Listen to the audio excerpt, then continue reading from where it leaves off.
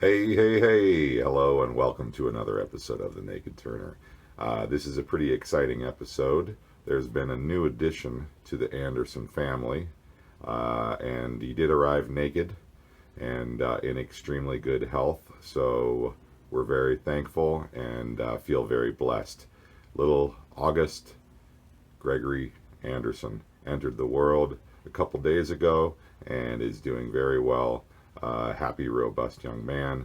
So, since my cousin had this his first child, and I felt very excited about it and very proud to have another member of the Anderson family, I want to go about turning a new baby rattle this morning. So I'm going to get busy on turning that baby rattle. Alright, so I have a nice piece of maple here, chucked up between centers. Let's take a look at how long this is.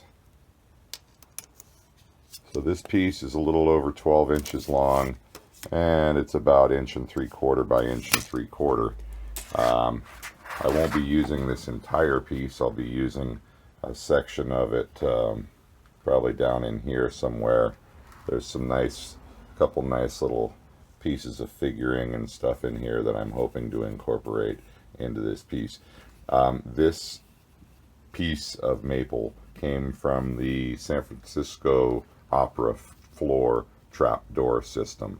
So this has some history to it. These were offcuts that were not used there, and I'm going to try to turn something that will become an instant Anderson family heirloom.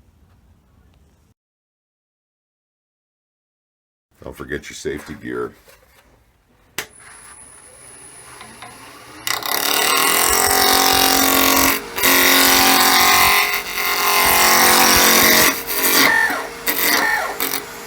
A little more pressure. I have a step center on here and no cup end on today.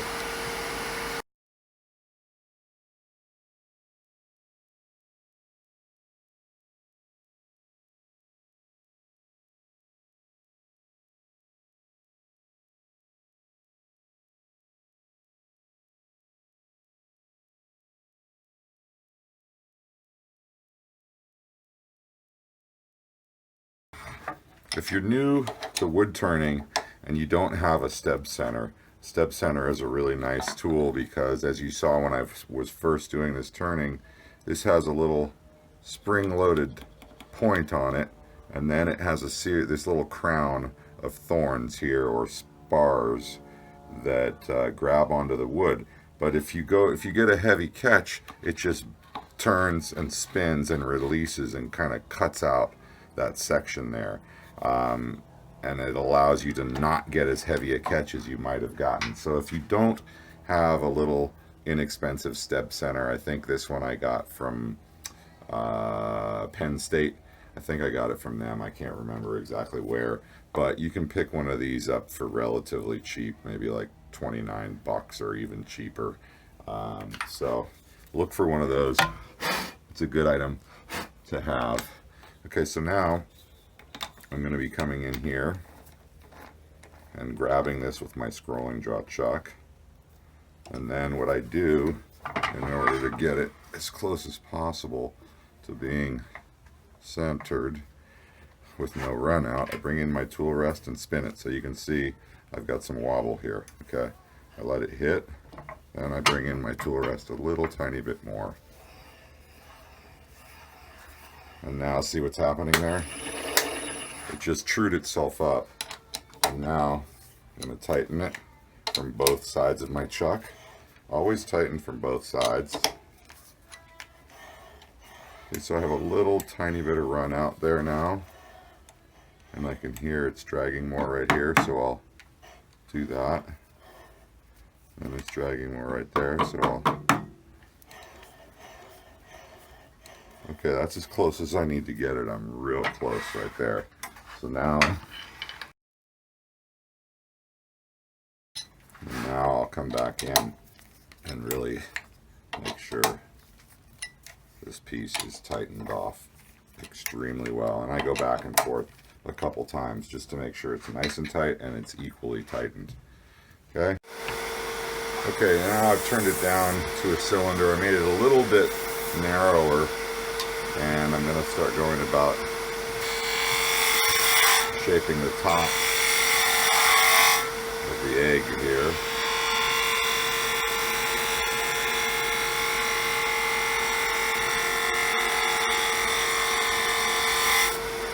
Little mini maraca.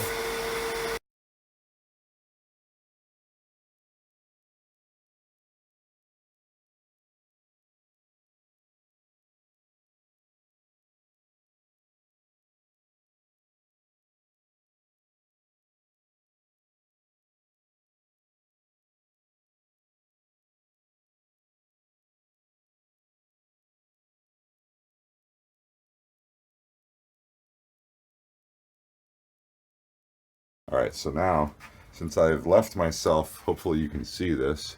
I think you can. Let me just highlight it a little bit. Since I've left myself this little bit of a ghost edge here, can you see that? I left myself that ghost edge. I can now sneak up on that. I don't even have to do any measuring with my calipers or anything like that. I'm just going to come right in and sneak up on that spot. I'm also going to, while I'm here, I'm going to take this piece and make a mark showing me exactly where the end of my curve is here. So that's approximately right there. So we'll get a good mark on that. Okay, right about there. And I want to not hollow about the last. My hollowing will stop right about there, and that'll give me some room to refine everything and kind of bring it in. Okay, so now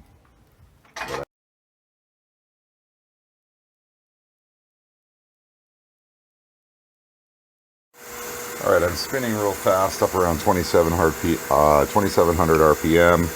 I'm coming in with my round nose scraper and just kind of putting a little tiny bit of a dome on the end of this piece.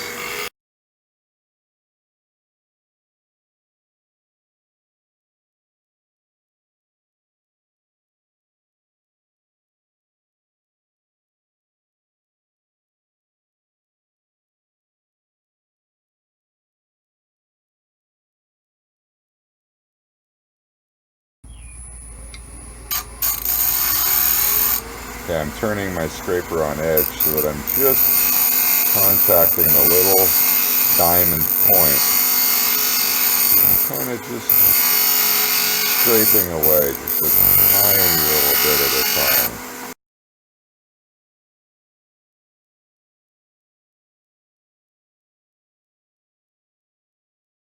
time. On how easy it is to change out jaws on this Easy Wood 4 scrolling chuck. I'll show you right now. I'm going to grab my spigot jaws, and this is all it takes. 1, pop in a new jaw, spin. 2, pop in a new jaw, spin. 3, pop in the new jaw.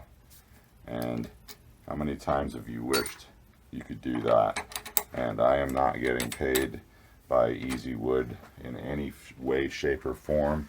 I had to purchase this and all of the additional jaws, and they are very pricey. But I will say that sometimes things are worth the expense, and this is one of those items that it opens up a lot of opportunities for you and enables you to do things a lot more quickly. So sometimes it's worth it. Okay, so now what I'm going to do is try to get this thing nicely centered. I'm using the ends of the jaws on that shoulder there, and I'm hoping that I can get this fairly well centered. So that wants to go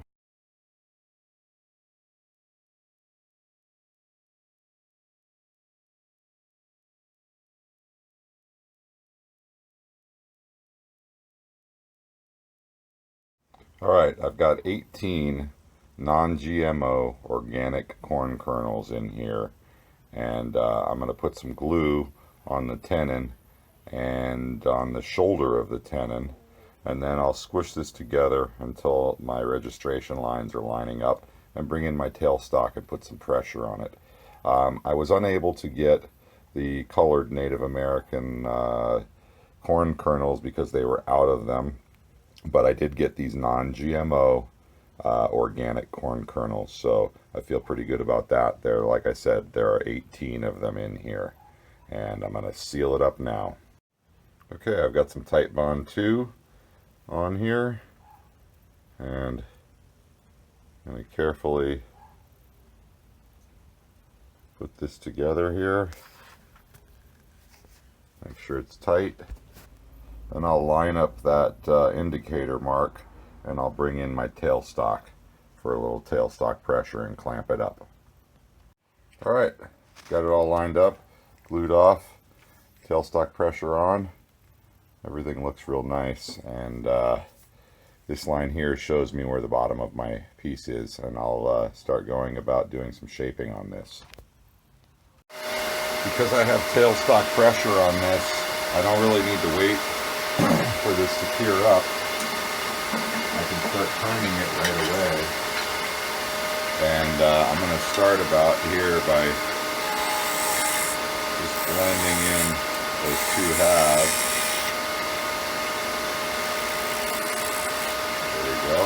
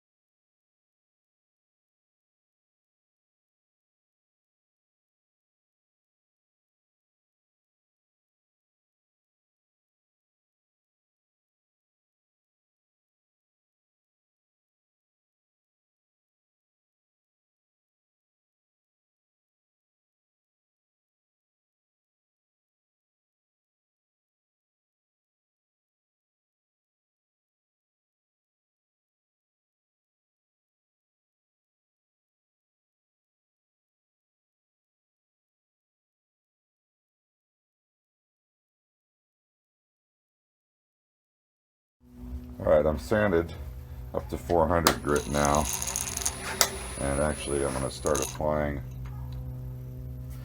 some Howard's Butcher Block finish here. And the reason I like this is because I know it's safe. There's nothing in it that's going to hurt the baby, and it gives a nice sort of heirloom finish to it. So I'm putting a healthy amount on here because this maple will really suck it up, especially in the end grain.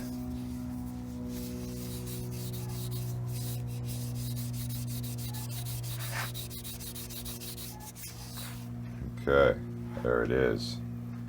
A beautiful little rattle for a new member to the Anderson family. Mr. August Gregory Anderson.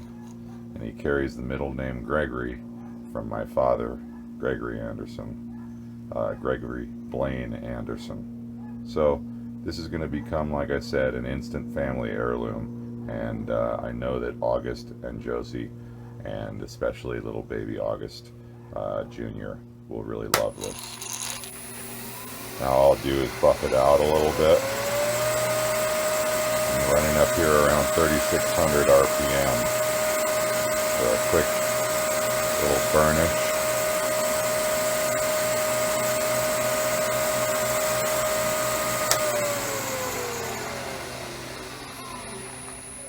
And there it is, a finished piece. Move some lights around here. There we go. Now you can really see it. There it is. Beautiful piece of maple for a beautiful little baby boy. And I'll be sending this out real soon across to the East Coast for little baby August Gregory Anderson. Thanks for watching. If you enjoyed this how to make a rattle video, please click a like. If you're not a subscriber, subscribe. If you are a subscriber, thank you so much for your continued support, and turn safe. Alright, so I parted it off, sanded it down,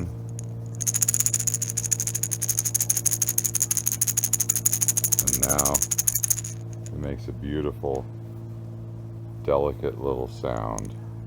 18 corn kernels and a special little rattle for a special little boy in the Anderson family.